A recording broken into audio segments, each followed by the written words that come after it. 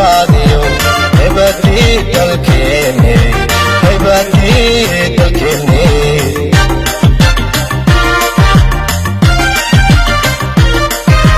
hanashada mandeeqiyo lagu helay xawaale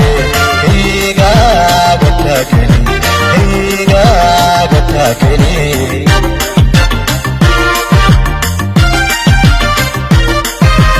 antigeedu waa qaran xalabsiga midnimaadiyo Soomaaliya duro horu socodba mooye hakan mayso weligeed horu socodba mooye hakan mayso weligeed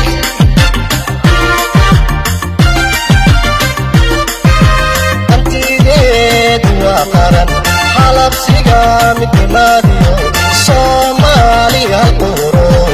horu socodba mooye hakan mayso weligeed horu socodba mooye hakan mayso weligeed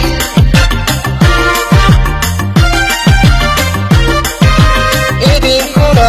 hayeeyo dhammaantiin haweenko ummad lagu hitaayo danta guud hagayso lagu hoogin oo ilabo danta guud hagayso lagu hoogin oo ilabo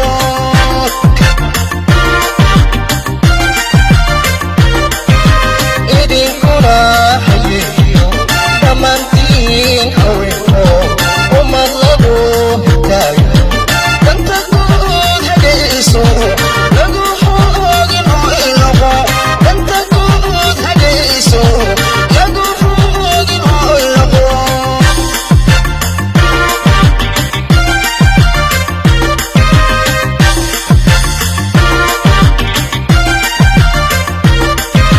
Puntland waa horseedkii hal abuur aqoontii hikadii afkeeniyo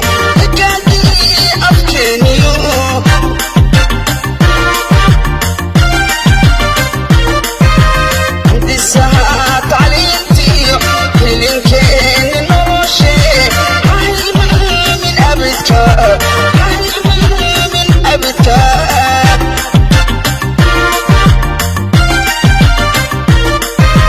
Puntland waa horseedkii hal abuur aqoontii hikadii afkeeniyo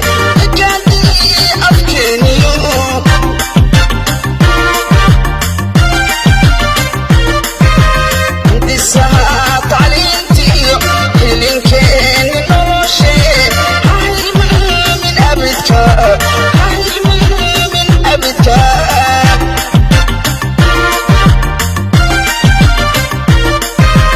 antigeedu waa qaran xalabsiga midnimaadiyo Soomaaliya duro horu socodba mooye hakan mayso weligeed horu socodba mooye hakan mayso weligeed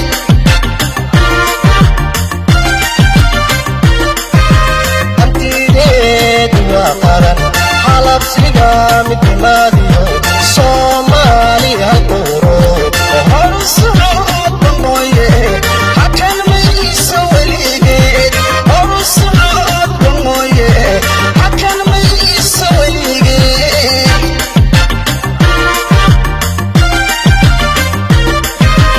idinkuna hayeeyo dhammaantiin haweenko ummad lagu hitaayo danta guud hagayso lagu hoogin oo ilabo danta guud hagayso lagu hoogin oo ilabo bismillahi raxmaani raxiim madaxweynaha dowladda Puntland mudane Siciid Cabdilaahi Deni iyo madaxweynaha Jamhuuriyadda Federaalka Soomaaliya mudane Xasan Sheekh Maxamuud waxa ay saaka kormeereen qaar ka mid ah xarumaha hay'adaha dowladda ee ku yaala magaalada Garowe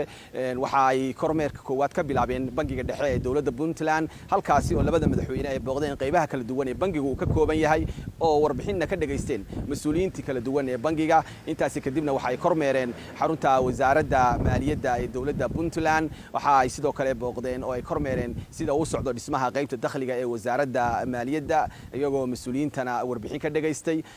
intaasi kadibna waxay u sii gudbeen labada madaxweyne xarunta hay'adda maaraynta macluumaadka biyaha iyo dhulka ee IMC halkaasi oo ay shaqadu sida u socoto ay kormeereen waxa ay sidoo kale labada madaxweyne ay kormeereen wasaaradaha kala wasaaradda arrimaha gudaha wasaaradda caafimaadka iyo wasaaradda deegaanka ee dawladda Puntland dhammaan xarumihii ay booqdeen madaxweyne Siciid Cabdullaahi Dani iyo madaxweyne Xasan Sheekh Maxamuud waxa ay warbixin ka dhageysanayeen shaqada socota iyo mas'uuliyiinta ay la kulmayaan iyadoo meelaha ay booqdeen ay kamid tahay xarunta gudida doorashooyinka ku meel gaarka ee Tibak oo dabcan diyaar garowga ugu dambeeyay ugu jirta qabashada golayaasha deegaanka ee Puntland dhameystirkooda halkaasi oo mas'uuliyiinta ay kulamo la qaateen dhammaan xarumaha ay booqdeen labada madaxweyne waxa ay si gaar uga dhageysanayeen warbixino mas'uuliyiinta heer wasiir agaasimayaal iyo xafiisyada mas'uuliyiinta jooga oo dabcan la wadaagayay shaqadu sida ay u socoto madaxweynaha dawladda Puntland iyo madaxweynaha Jamhuuriyadda Federaalka Soomaaliya waxa ay bogaadiyeen shaqada socota waxa ay tani muujinaysaa xarumaha la booqday ee kormeerkan taariikhiga lagu tagay sida xawliga leh u socdo horumarka ka socda Puntland insha Allah inagoo rajeynayna intaasi in ka sii wanaagsan inoo qabsoomaan aad iyo aad u mahadsantahay